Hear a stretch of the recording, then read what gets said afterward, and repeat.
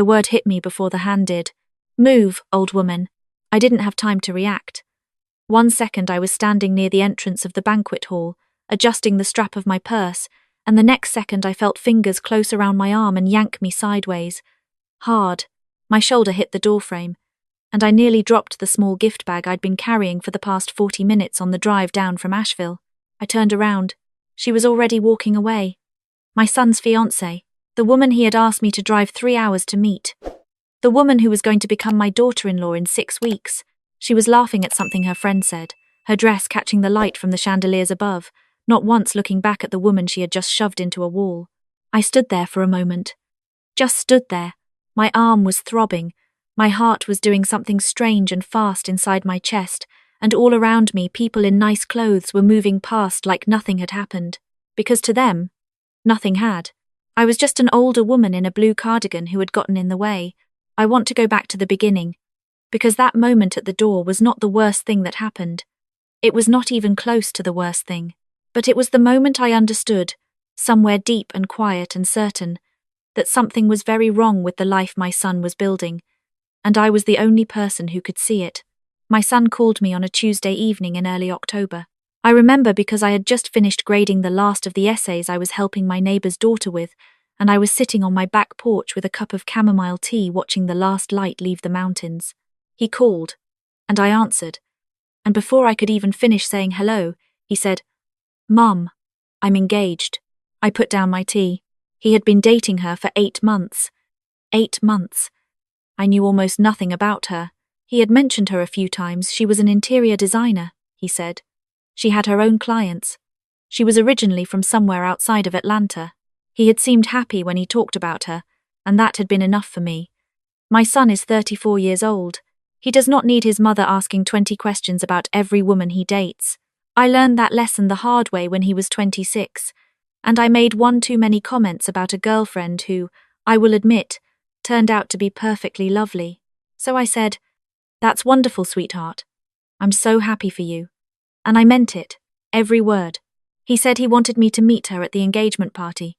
His future in-laws were throwing in Charlotte the following month. He said her parents were very excited. He said she had already started looking at venues.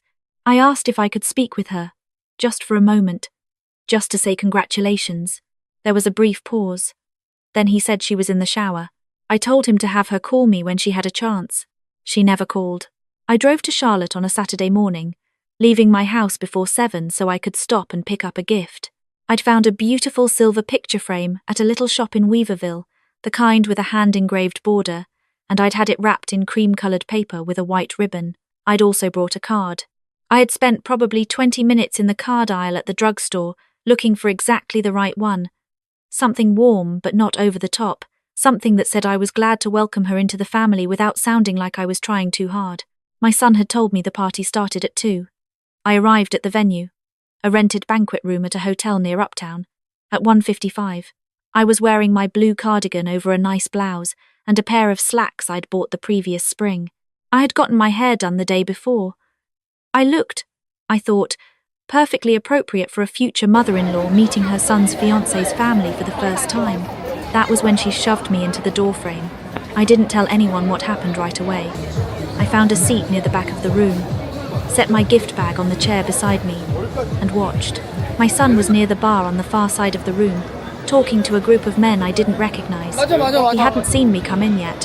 His fiancée was moving through the crowd near the center of the room, and even from a distance I could see that she had a particular way of holding herself, chin up, shoulders back, a smile that appeared and disappeared depending on who she was speaking to. My son saw me about 15 minutes into the party.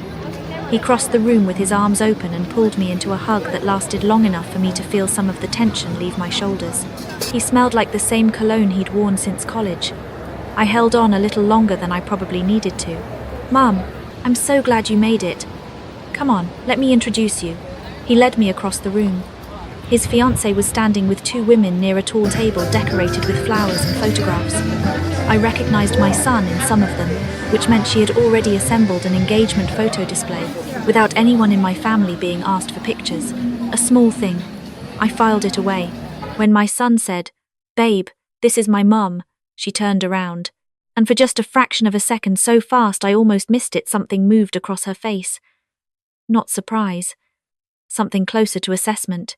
The way a person looks at something they're trying to decide whether to be concerned about. Then the smile appeared. "Oh my gosh," she said.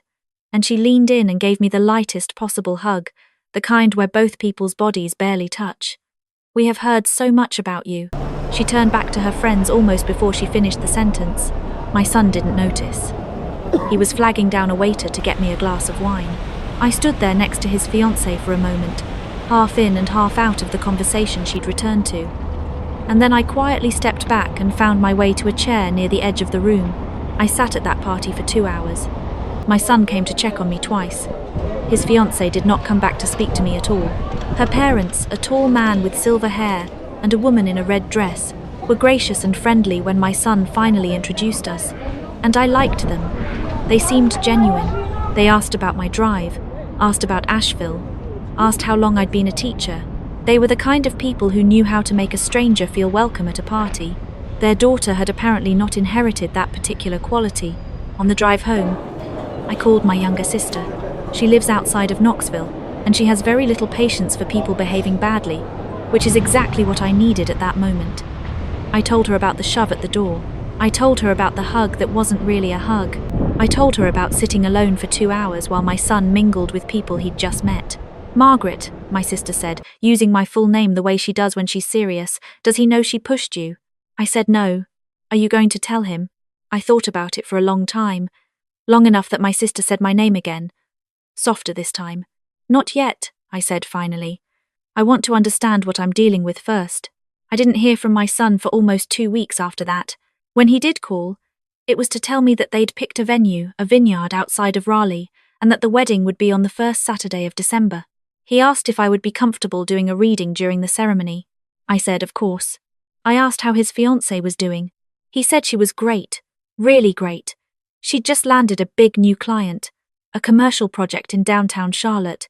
It was going to be a huge job. I said that was wonderful. After we hung up, I sat for a while thinking about something my late husband used to say. He was a quiet man, not much for dramatic pronouncements, but when something felt wrong to him, he would say, very simply, "I don't like the shape of this." He'd said it about a business deal once, years before his diagnosis. He'd been right. I heard his voice very clearly that afternoon. "I don't like the shape of this." The call came on a Thursday morning, about 3 weeks before the wedding. It was a woman from a bank in Charlotte.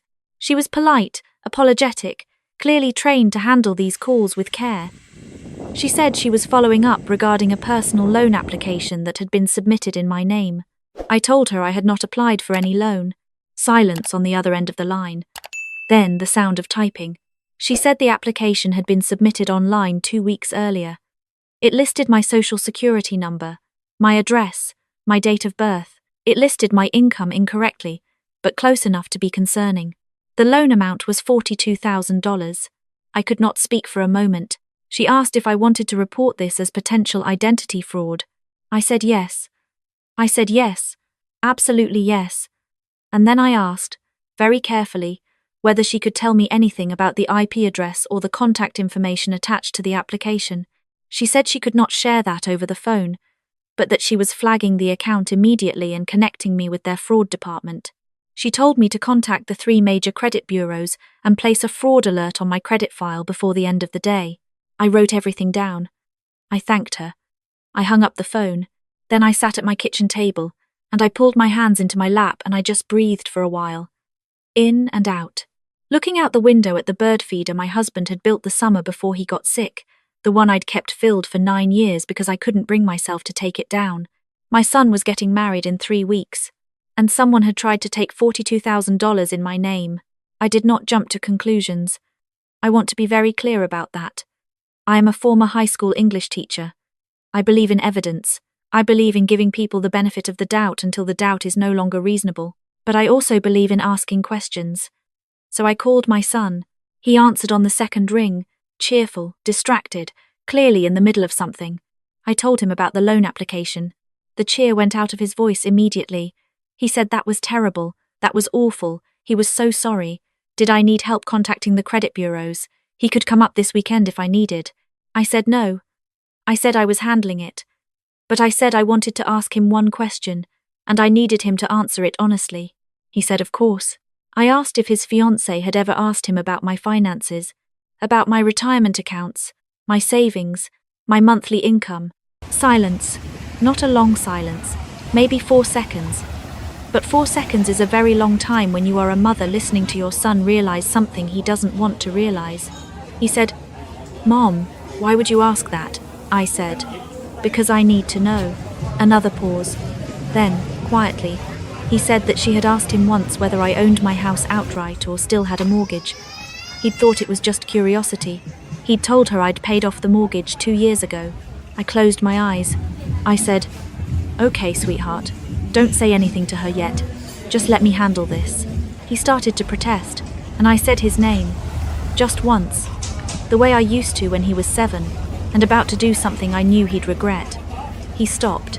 "Let me handle it," I said again. "I'll explain everything soon, I promise." The fraud department at the bank was more helpful than I expected. A detective from the Charlotte Financial Crimes Unit contacted me within 48 hours. They had traced the application. The IP address belonged to an apartment in the Noda neighborhood of Charlotte. My son's fiancée had moved into an apartment in Noda 6 months earlier.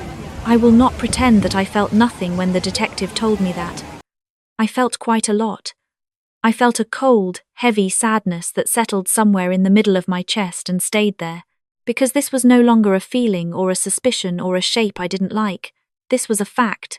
This was a woman who had looked at my son and seen something she wanted, and had looked at me and seen a means to an end. The detective said they had enough to move forward. He asked if I wanted to press charges.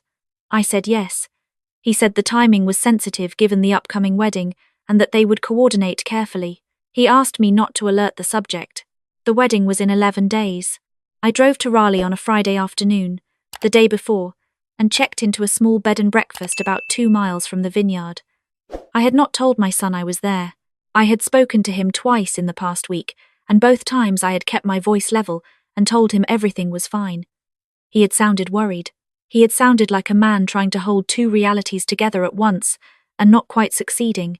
I walked to a small diner near the inn that evening and had a bowl of tomato soup and a grilled cheese sandwich, and I thought about my husband.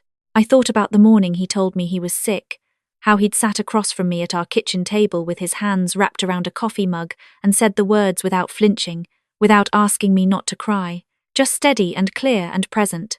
I had always admired that about him, the ability to sit with a hard thing without looking away. I thought I understood it a little better that night. The morning of the wedding was cold and bright. The sky, the particular sharp blue you only get in early December. I arrived at the vineyard an hour before the ceremony, wearing a dove-grey dress and my good pearl earrings. The venue was beautiful bare grapevines along a low stone wall, white chairs arranged on a frost-silvered lawn, string lights threaded through the pergola at the front. My son found me near the parking area. He looked so much like his father. He has his father's eyes, that particular shade of brown that looks green in certain light, and his father's way of tilting his head slightly when he's listening carefully. He was wearing a charcoal suit and a white shirt, and he looked handsome and terrified in equal measure. He hugged me without saying anything. I held on. Then I stepped back and I looked at him and I said, "I need you to trust me today. Can you do that?" He looked at me for a long moment. I could see him trying to figure out how much I knew, how much he had guessed, how much was about to change. He said, "Mum, what's going on?" I said, "I'll tell you everything. But first I need you to go take your place. And whatever happens, I need you to remember that I love you, and that everything I have done has been because I love you." He started to say something, and then stopped. His jaw tightened. He looked past me at the vineyard, at the guests finding their seats, at the life he had built around a woman he was only now beginning to see clearly. "Okay," he said, very quietly. "Okay, Mum." The ceremony began at 11 o'clock. I sat in the second row, on my son's side, 3 seats in from the aisle. His fiancée's parents were in the front row across from me. Her mother had turned and given me a small, warm smile when I sat down, and I had smiled back and thought about how none of this was their fault either. She walked down the aisle on her father's arm, and she was beautiful. Objectively, undeniably beautiful. White dress with long sleeves and a low back, her hair pinned up with small flowers tucked into it. She was smiling, the smile I had seen at the engagement party, the one that appeared and disappeared depending on who was looking. My son watched her walk toward him, and his face did something complicated that I could not fully read from where I was sitting. The officiant had just finished welcoming everyone when I heard it. A car door. Then voices, low and professional, coming from the direction of the parking area. A few guests near the back turned to look. 2 people in plain clothes walked into the ceremony from the side gate. Behind them, uniformed, the detective I had spoken to, and a female officer. They walked quietly along the outside edge of the seated guests, and they stopped at the end of the aisle. The officiant stopped speaking. My son's fiancée went very still. The detective said her name. Said it clearly and without hesitation, the way someone says a name when they have been saying it in preparation for this exact moment. He said she was under arrest for identity theft and fraudulent loan application, in violation of North Carolina General Statute 14 to 113.2. He said it quietly, and he said it completely, and every single person in that vineyard heard every word. The silence that followed was the most complete silence I have ever heard at an outdoor event. Then her mother, from the front row, said, "What?" in a voice so small and broken it made my chest ache. My son's fiancée did not run. I want to say that. She did not run, and she did not cry, and she did not turn to my son and beg him to do something. She stood at the end of that aisle, and she lifted her chin, and she said, very precisely, "This is a mistake." The detective said it was not. My son stepped down from the small platform where he had been standing with the officiant. He walked to the end of the aisle. He stood in front of his fiancée, and she met his eyes, and for a long moment neither of them said anything. Then my son said, quietly enough that I had to lean forward slightly to hear him, "Did you apply for a loan in my mother's name?" She said nothing. He said, "Did you have access to her personal information through documents she sent me?" Nothing. He looked at her for another moment. The look on his face was not anger. That surprised me. It was something more tired and more certain and, I think, more final. He said, "I'm sorry, Sophia," and then he stepped aside. The officer walked her to the parking area. A few guests stood up. Someone, I think it was one of her bridesmaids, started crying in the back row. Her father had his hand over his mouth and was staring at the empty aisle where his daughter had been standing 30 seconds ago. My son walked back past the seated guests, and he came to the second row and he sat down next to me. He didn't say anything. I took his hand and I held it in both of mine, the way I used to hold it when he was small and had fallen off his bike and was trying very hard not to cry. We sat like that for a while. The officiant, to his enormous credit, said something gentle and brief about the day taking an unexpected turn, and suggested that anyone who wanted to speak to the family could gather near the reception hall. People began to move, slowly and quietly, in the way people move when they have witnessed something they don't yet have words for. Her parents made their way to us. Her father reached my son first. He shook his hand and held it, and his eyes were red, and he said, "I am so deeply sorry. We had no idea." And I believed him. He is a good man. That was clear to me then, and it is clear to me now. Her mother turned to me. She said, very softly, "Your son told us about you before today. He said you were the most patient person he knew." She paused. I understand that differently now. I thanked her. I held her hand for a moment, and then my son and I walked together to his car, and we sat in the parking lot of that vineyard in the December cold. And he told me everything he had been slowly understanding over the past 11 days. He told me she had asked him, early in their relationship, whether I owned property. He'd thought it was just conversation. He told me she had borrowed his laptop twice, and he had not thought to wonder what she was doing. He told me she had told him, the previous spring, that she had a large commission coming in from a commercial client, and that they should start looking at apartments together, and he had trusted her, because he was in love. And love is, sometimes, its own kind of blindness. I did not tell him he should have known. I did not tell him I had seen the signs. He is my son. He was trying to build something. There is no shame in that. I told him the same thing I always told my students. When they made a mistake they couldn't undo. What matters now is what you do next. He leaned his head back against the seat and looked at the ceiling of the car. He said, "I keep thinking about you at the engagement party. Sitting by yourself." I said I had been fine. He said, "Mom, you weren't fine. I should have been paying more attention." I said, "You were in love." He said, That's not an excuse. I looked at him. His profile, the line of his jaw that is his father's jaw, the particular way he holds his mouth when he is making himself face something difficult. I thought about the little boy who used to climb into bed with me during thunderstorms, and the teenager who made me a card every Mother's Day without being reminded, and the young man who called every Sunday without fail for the first 2 years he lived away from home. I said, "You stepped aside. That's what matters. When you understood what was happening, you stepped aside and you let it be handled. That took courage." He shook his head. I said, "Yes, it did. Don't talk yourself out of that." He was quiet for a moment. Then he said, "What happens now?" "With the charges." I told him about the detective, about the fraud department, about the process. I told him there would likely be a court date, that I had already placed fraud alerts on my credit, that the bank had flagged the application, and no money had actually changed hands. I told him I had also, on the advice of the detective, hired an attorney to review my credit history for any other irregularities. He asked if there had been any. I said not yet. But we were still looking. He closed his eyes and looked at me. Then he said, "You drove to Raleigh yesterday. You were here the whole time and you didn't tell me." I said that was true. He said, "How long have you known?" I said about 2 weeks. He turned to look at me fully for the first time since we'd gotten in the car. His father's eyes and his father's face, and something behind them that was very young and very tired. "Why didn't you tell me sooner?" I thought about how to answer that. I thought about the engagement party, about sitting alone with my gift card and watching my son move through a room full of people who did not know me. I thought about the phone call from the bank and the kitchen table and the bird feeder. I thought about driving down the mountain alone in the early morning dark, the way the headlights hit the fog in the valley below Asheville, the way it felt to be a woman of 63, carrying something heavy toward a day she could not predict. I said, because I needed to be certain, and because I needed you to see it for yourself. If I had told you what I suspected before I had proof, you would have defended her.